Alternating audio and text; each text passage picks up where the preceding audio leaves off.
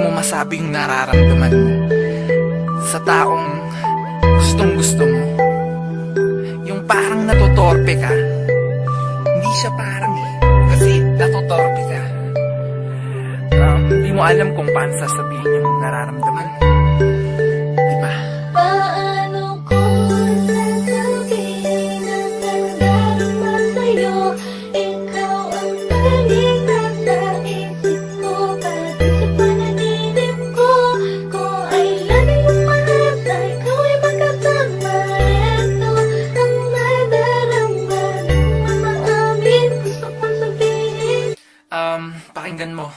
Isang gabi na naman ang dadaan sa atin at alam ko naman di ko pa rin mapanindigan ang nararamdaman sa'yo. Hindi ko maipaliwanag ba't nahihiya ako. Kahit na alam mo na, parang ang alam mo na, sa tuwing kausap ka napapatadyak pa. Diba yung tipong gustong gusto ko nang isigaw, ang nilalaman ng puso ko'y ikaw. Sana'y marinig mo to at malaman mo ngang ikaw ang dahilan mo ako naligaw. Bakit ka naman natutuwa ko ngayon gumalaw? Kahit di ko pa maamin, pero wag mong iisipin na wala akong pake. Dahil di ko lang maamin, kasi nga ang dami namin natatakot kong sabihin. Baka nga kasi may nauna na sa'kin, at sana habang naririnig mo to ay makarating sa'yo.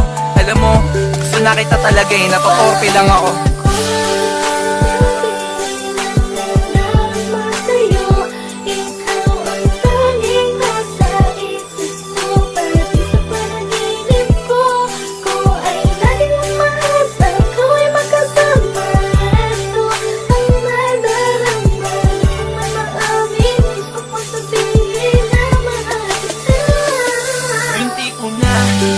Nakita na kausapin, kaso di ko lang alam kung anong dapat kong sabihin. Pwede ba na makiusap na lang sa may itaas, na ang bigyan ng karagdagan ng lakas na noong sabihin ko sa'yo. Kahit na ang dami-dami namin na nag-iintay sa'yo, haba-haba man ang pila, di ko yan lahat ininda para lang makita mo hanggang saan ang kaya ko. Isinulat ko to sa'yo.